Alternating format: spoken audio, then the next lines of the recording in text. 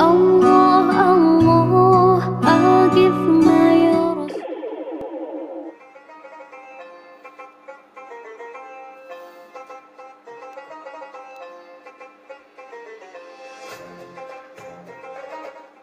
Kita di dalam rancangan Ijaz bagi betul membawa kisah Rahsia 40. Kita dah cerita dengan Ustaz Panjang Lebar berkenaan dengan Rahsia 40, berkenaan dengan umur kita, tentang apabila kita memasuki usia ataupun fasa 40 tahun. Ya Zira, dan sama-sama itu juga Zira ya, kita nak maklum kepada saudara pendengar, selain boleh dengarkan kami menerusi aplikasi RTM Klik dan juga menerusi frekuensi-frekuensi yang ada ni, saudara juga boleh tonton kami secara langsung menerusi FB Live untuk malam ini. Betul tu. Itu FB Live Radio Jakim Salam FM. Baik, Ustaz masih di talian ketika ini? Ya, saya. Ya Ustaz, masih lagi ceria untuk malam ini ya. InsyaAllah. Okey, Ustaz, seperti mana yang sebelum kita berehat tadi, saya ada menyentuh tentang seseorang itu diuji apabila usianya makin meningkat. Uji Ustaz. Baru tahu tentang telefon dan sebagainya. Makin leka dan lalai. Mungkin Ustaz boleh kongsikan bagaimana perkara ini boleh terjadi sedangkan sejak pada azali dia dah amal ibadah kepada perintah Allah dengan sempurna. Di mana pada asalnya dilalui yang benar, tetapi apabila usia itu makin meningkat, ketika itu Allah SWT menguji seseorang itu. Contohnya pada ketika asal terdahulu memakai hijab ataupun memakai tudung dengan elok, mungkin pada usia 40 dan sebagainya, pemakaian tu makin dilonggar-longgarkan.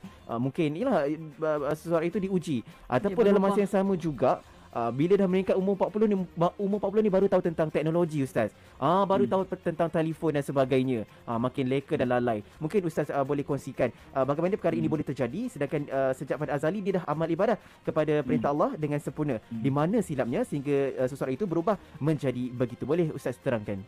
Ya, kalau dalam konteks yang macam ni kita boleh sebutkan bahawa dunia ini merupakan darul ibtila ataupun darul bala, rumah untuk diuji. Setiap orang akan ada ujiannya. Sebab apa? Allah Subhanahu Wa Taala juga sebutkan di dalam surah Al-Mulk ayat kedua, allazi khalaqal mauta wal hayata liyabluwakum ayyukum ahsanu amala. Allah Taala ciptakan hidup ni, Allah Taala ciptakan kematian juga adalah untuk menilai hambanya, di kalangan hambanya ni siapa yang terbaik amalannya kepada Allah. Jadi kalau orang yang pada permulaan dia tu dia mula dengan baik, tiba-tiba datang ke umur 40 50 tiba-tiba dia buka tudung contohnya, seolah dia orang kata apa, tak mengikut jalan syarak. Ini dia kembali kepada, kita boleh tengok kepada unsur kejadian kita. Sebab kita nak tahu kenapa jadi macam tu. Benda apa yang mendorong untuk kita melanggar perintah Allah, sedangkan benda tu adalah satu hukum yang telah qat'i. Contoh menutup aurat, tiba-tiba dia membuka aurat. Benda tu dia faham dah, dia dah tahu dah. Tapi kenapa dia sanggup melanggar? Dia langgar tu bukan langgar peraturan manusia, tapi dia melanggar peraturan Allah yang dia tahu kalau Allah murka tempat kembalinya neraka. Tetapi kenapa dia sanggup buat? Ini kerana kejadian kita ni ada dua unsur. Kita tahu bahawa badan kita ada unsur jasad dan kita ada unsur ruh. Kan? Bila jasad dan ruh ni bergabung, jadilah satu unsur yang nama dia jiwa. Pada jiwa ni ada yang nama dia hati ataupun qalbu. Qalbu ni maksudnya berbolak-balik. Hari ini nampak beriman, esok kufur. Lusa beriman, itulah dia boleh kufur balik pada Allah. Maknanya iman dia tu sentiasa keluar masuk.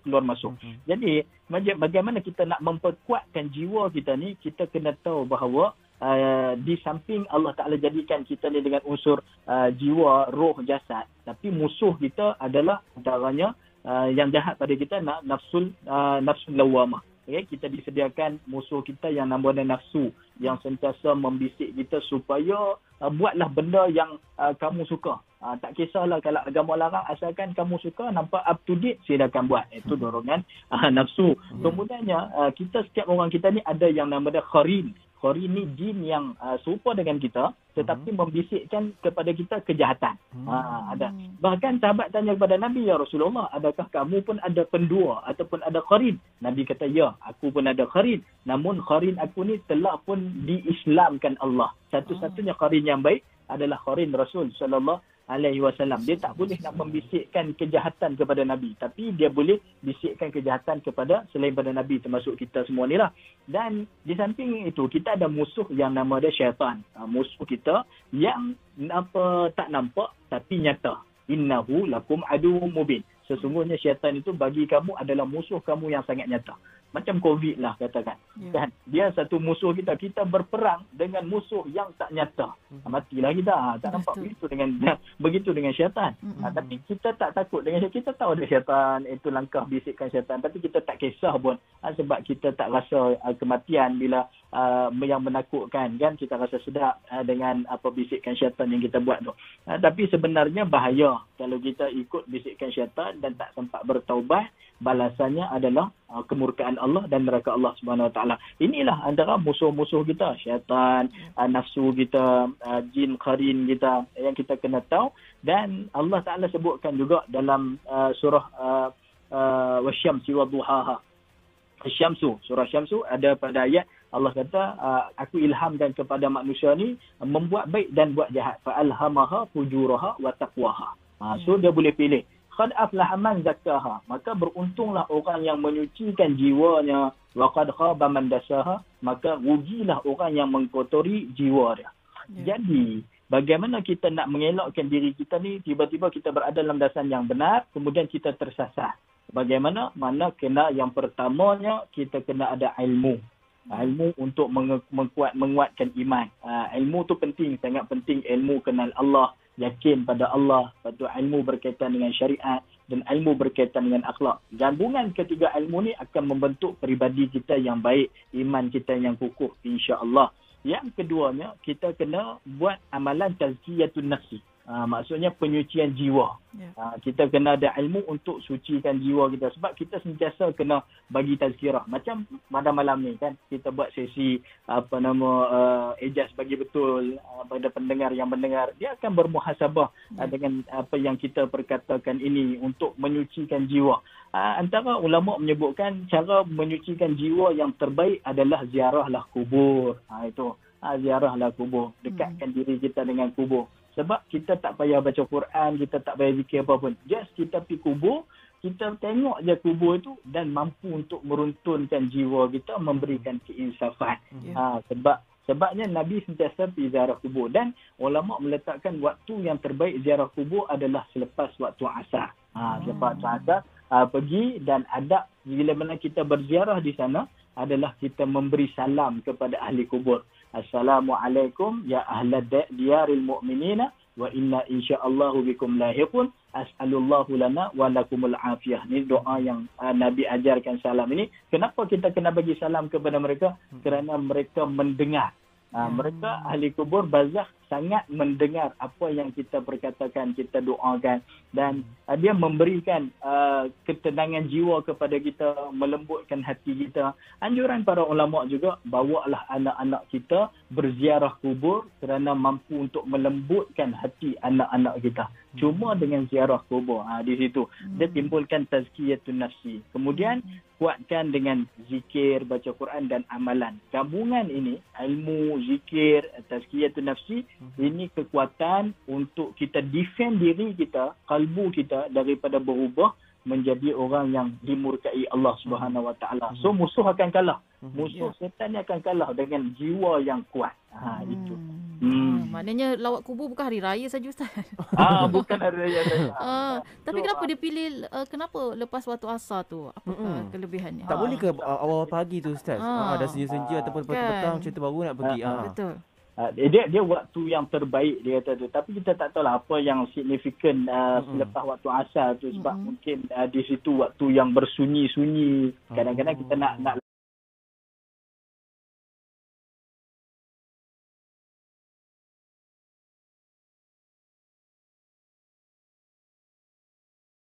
waktu tu kita takut apa? Ada orang yang Melayu ni disebutkan bahawa waktu tu waktu jin tengah keluar, setan tengah waktu senja gitulah kan. Tapi rupanya waktu tu waktu yang terbaik untuk kita ziarah kubur dan memberikan melembutkan jiwa kita. Tapi sebenarnya tak kisah kalau kita nak ziarah pagi ke, tengah hari ke, malam ke pun boleh, tidak ada masalah. Cuma ulama meletakkan waktu tu. Okey, jadi Ustaz, macam lebih kurang lah kan. Ada juga kita tengok dalam kes rumah tangga pun usia macam ni lah selalunya barulah berentakan, pasangan diuji, adanya kecurangan, masalah kewangan. Baru kenal suami ataupun isteri tu perangai mereka. Perangai yang sebenar kan. Diuji juga dengan masalah anak-anak. Jadi mungkin ke ada disebabkan ini ataupun mungkin yang macam Ustaz ajar tadi doa tu pun kita perlu amalkan untuk elak berlaku perkara ni dalam rumah tangga kita kan. Jadi mungkin apakah amalan doa yang boleh kita amalkan untuk orang kata hati dan iman kita tu tetap teguh di jalan Allah. Untuk amalan doa ni antara yang Rasul sallallahu alaihi wasallam ajarkan kepada para sahabat, antaranya adalah minta bantuan Allah supaya kita ni sentiasa mengingati Allah. Contoh doa dia yang Allah Nabi ajarkan kepada Muaz bin Jabal. Allahumma a'inni ala zikrika wa syukrika wa husni ibadatik. Allah, ya Allah, ya Tuhanku, bantulah diri aku untuk sentiasa aku mengingatimu. Sebab kita nak ingat Allah ni perlukan pada hidayah. Hidayah ni daripada Allah. Kalau Allah Ta'ala tak bagi kita ingat kepada dia, kita jadi orang yang lalai daripada dia. So kita kena minta doa. Dan Allah Ta'ala suka orang yang sentiasa merayu, meminta, merintih pada Allah. Dan kita minta doa supaya hati kita ni mudah untuk kita ni berterima kasih dengan Allah. Dan kita minta doa juga supaya Allah Ta'ala jadikan amalan yang kita buat ni amalan yang terbaik dan diradai Allah. Dan doa yang kedua. Doa yang kedua dianjurkan supaya kita nak minta kita ni selamat dunia, selamat akhirat. Diampuni dosa dan juga sentiasa berada dalam keadaan afiah, keselamatan. Iaitu doa dia ringkas saja. Allahumma inni as'alukal afwa wal afiyah. Ya Allah, ya Tuhanku, aku minta kepadamu akan keampunan dan afiah. Afiah ni keselamatan daripada penyakit, daripada iman aku yang gugur, daripada jiwa, itu merangkumi keseluruhan. Sahabat bertanya pada Nabi, ya Rasulullah, pendeknya doa. Nabi kata, cukup dengan doa tu, bila mana kamu mendapat keampunan, kamu dapat afiat dunia dan akhirat, selamatlah jalan kamu untuk balik ke syurga Allah Subhanahu wa Ta'ala. Dan juga selamat rumah tangga kamu. Minta Allah Ta'ala beri kebaikan dalam rumah tangga. Dan kita pula dalam soal rumah tangga ni pula kita kena ada ilmu dan kita kena tahu bahawa tanggungjawab dalam rumah tangga. Contoh kalau suami dia bertanggungjawab besar sebenarnya terhadap rumah tangga. Bukan setakat ada sudut nafkah zahir dan batin. Dia juga bertanggungjawab sebagai pemimpin untuk mendidik isteri dan anak-anaknya. Berkaitan ilmu mengenal Allah. Kalau dia seorang saja kenal Allah, anak-anaknya dibiarkan tidak sembahyang, maka dia tak dapat masuk syurga.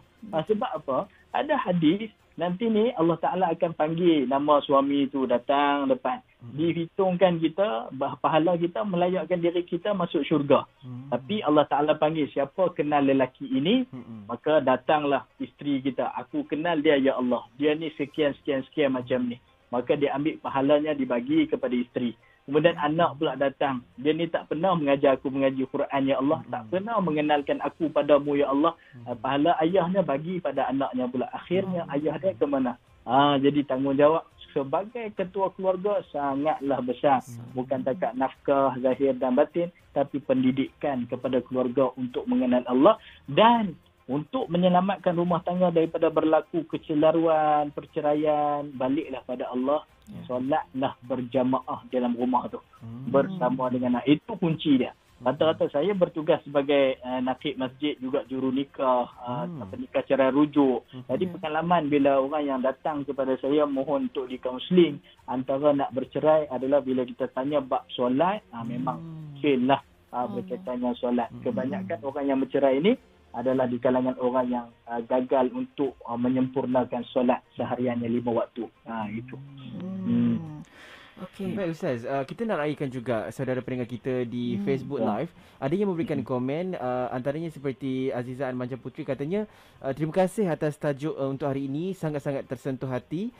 Kata kiriman Puteri Bongsu Pahang katanya, betul tu Ustaz, kalau kita nak buat, kalau kita nak bertaubat, tak perlu pun tunggu sampai umur 40. Terima kasih atas topik pada hari ini, penuh dengan pengajaran buat kita semua, tak kira tua, muda ataupun remaja. Baik Ustaz, saya kira kira mungkin Ustaz boleh kongsikan juga ketika ini, selain daripada dua doa yang kita boleh amalkan tadi, dan juga ada perkara yang Ustaz selitkan dalam menjawab soalan sebelum ini, mungkin ada antara amalan yang lain yang boleh kita lakukan apabila kita dah menganjak usia 40 ni sendiri. Orang kata umur ni dah nak kena tarik handbrake dah ni. Cukup lah tu kan. Kadang-kadang Ustaz bukan nak ni kan, tapi realiti ada yang sesetengah tu makin ligat. Betul. Makin menunjukkan diri dia siapa pada usia 40. Nak tunjuk belang time ni. Sebab dia kata mungkin zaman dulu tak merasa macam betul. tu. Inilah time-nya dia nak tunjukkan. Jadi macam mana tu Ustaz? Betul, Ustaz. Bila DJ Fandi sebut macam tu, saya teringat satu kisah dalam drama TV kot. Arba'i muda kembali. Arba'i tu 4. Kenal Ustaz berkaki drama. Arba'i muda kembali. 4 muda kembali. Tu kenal dengan tajuk drama dan malam ni lah kita ingat lah. So amalan yang sepatut kita buat bila mencecah usia yang sebegini sebenarnya ada dipertanyakan oleh Muaz bin Jabal. Muaz bin Jabal satu hari dia berjalan dengan Nabi di satu permusafiran panjang, di mana dia duduk sebelah Nabi. Bila dia duduk sebelah Nabi, ini satu kelebihan. Sebab Nabi ni ramai sahabat nak duduk dekat dia sebab nak curi rahsia yang ada pada Nabi. Kan, nak bertanya soalan pada Nabi. Okey, bila dia jumpa Nabi pada satu pagi, dia tanya satu soalan mudahnya. Ya Rasulullah, akhbirni bi'amalin yudkhilnil jannah wa yuba'iduni 'anil nar. Ya Rasulullah, tolong ajarkan kepada aku satu amalan yang boleh bawa masuk aku dalam syurga, jauhkan aku daripada neraka. Secara spesifik, tak nak secara umum, nak secara orang kata apa, tepat. Nabi kata, laqad sa'alti an azim. Kamu tanya aku satu soalan yang sangat besar sebenarnya nak menjawab benda ni. Tapi Nabi kata Allah Ta'ala mempermudahkan bagi orang yang Allah nakkan dia tu ke syurga. Bagi orang yang ahli syurga, dia dah rasa diri dia mudah untuk solat sebenarnya. Dia rasa mudah untuk sedekah. Dia rasa mudah untuk berbuat kebajikan. Itu kemudahan tu sebenarnya Allah yang berikan pada dia tanpa dia sedar. Kalau Allah Ta'ala nak kita jadi orang yang baik, Allah dorong kita jalan-jalan yang baik.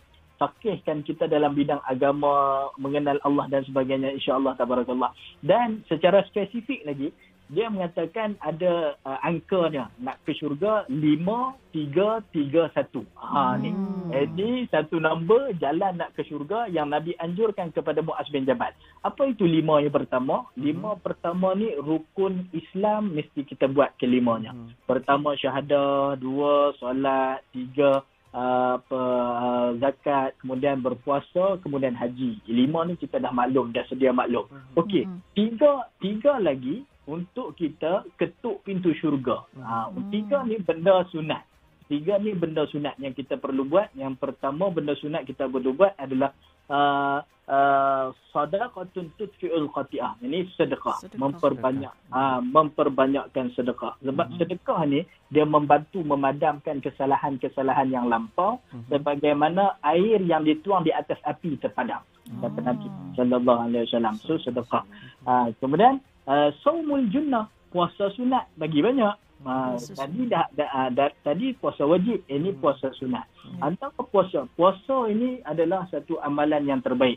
Kerana bila kita puasa, seluruh kehidupan kita hari itu adalah untuk Allah semuanya. Mata kita, pendengaran kita, mulut kita, semua kita jaga bila kita berpuasa. So puasa dianjurkan Nabi, biarlah kita buat itu sebagaimana Nabi, iaitu puasa Isnin Khamis, ataupun puasa hari-hari putih 13, 14, 15, ataupun puasa selepas Ramadan, yakni puasa 6, puasa Arafah sebagainya. Ambillah puasa-puasa tu. Kerana itu tambahan untuk mengetuk pintu syurga, kata Nabi. Yang ketiganya, salatu fi jawfil lail. Solatlah kamu di tengah malam ketika mana orang lain tengah tidur. Ya, solat tahajud.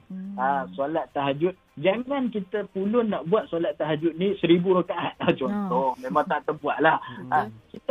Kita buat barang 2 rakaat cukup. 2 rakaat bangun, solat tahajud. Allah tak pandang kepada kuantiti yang banyak, tapi Allah memandang kepada kita ni istiqamah. Solat duhanya istiqamah, solat tahajudnya istiqamah. Tapi perlukan kepada keinginan nak buat, permulaan nak buat. Benda yang tiga yang kita bercakap ni adalah perlukan kepada menggerakkan langkah pertama. Kalau kita berniat saja tapi tak menggerakkan langkah untuk bersedekah, takkan jadi. Kita tak gerak untuk melakukan puasa, sekadar bercakap saja, takkan jadi. Kita bercakap tentang kehebatan tahajud, tak menggerak nak buat juga, takkan jadi. Jadi rasa berat ni, nampak macam senang, tetapi kalau nak buat tu Masya Allah, tabarakallah, tidak ada iman yang kukuh, maka tak jalan lah. Itu kata benda tu daripada Allah. Allah berikan hidayah untuk permudahkan kita buat. Okey, tiga lagi bagaimana tiga ni keutamaan untuk Allah Ta'ala terima 5 dan 3 yang pertama. Tiga yang kedua ni adalah yang pertamanya, untuk syarat Allah Ta'ala terima 5 dan 3, dia mestilah merupakan seorang Islam. Dia beragama Islam. So untungnya kita dilahirkan dalam Islam, Masya Allah. Kita tak kafir, kita daripada rahim orang Islam. Kita terus dapat agama Islam secara warisan. Alhamdulillah. Allah Ta'ala bagi Islam. Yang keduanya adalah kita kena solat. Solat itu solat fardu lah. Sebab solat ini kalau kita buat baik macam mana pun tapi kita tak solat fardu, amalan tak diterima. Kita banyak infak tapi kita tak solat fardu, tak diterima. Kita banyaklah buat kebajikan macam mana pun, solat fardu. Solat tu saya kata solat fardu ni adalah tiang agama. Tidak ada tiang bagaimana rumah nak didirikan. Sebab tu syarat untuk terima 5-3 mesti ada solat. Mesti solat penuh.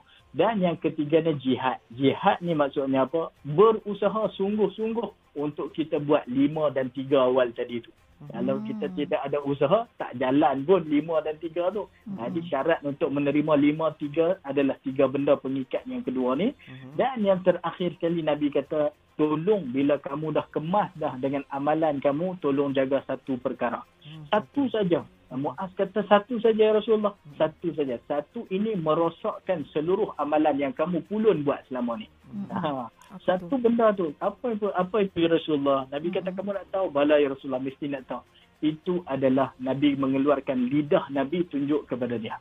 Ini benda yang membuatkan akan merosakkan 5 dan 3 perkara yang awal. Cuma satu benda, yakni lidah. Lidah tu maksudnya kita ni mengumpat, kita fitnah. Bila kita fitnah, kita memburukkan orang, menjatuhkan orang, maka kita akan jadi muflis di akhirat. Kita datang depan Allah Ta'ala dengan pahala yang banyak, solat yang banyak, bantuan yang banyak, semua kita buat. Tapi malangnya kita ni menggunakan, sekarang ni orang tak bercakap menggunakan lidah sangat. Menggunakan WhatsApp, Facebook. Itulah lidah akhir zaman. Jadi kita senang menyebarkan benda-benda yang palsu, dakwah yang memfitnah dan sebagainya. Esok di hadapan Allah Ta'ala kan, Nabi tanya kepada para sahabat, tahukah kamu siapakah orang yang muflis akhirat? Maka sahabat berkata orang yang tidak ada duit. Tapi Nabi kata tidak. Nabi kata orang yang datang dengan pahala yang banyak, kemudian pahalanya Allah Ta'ala berikan kepada orang yang dia fitnah, orang yang dia kutuk, orang yang dia jatuhkan, malukan, sehingga dia tidak ada apa-apa lagi pahala. Jadi dialah orang muflis akhirat, tempat dia adalah neraka. Hanya kerana lidah dia sahaja menjunamkan muka dia ke neraka. Itu yang disebutkan oleh Nabi kepada Muaz bin Jabal. Jadi ringkasnya amalan yang patut kita buat, fokuskan kepada 5 dan 3 yang pertama tadi itu. InsyaAllah maksudnya kita buat amalan fardu diiringi dengan amalan-amalan sunat. InsyaAllah. InsyaAllah.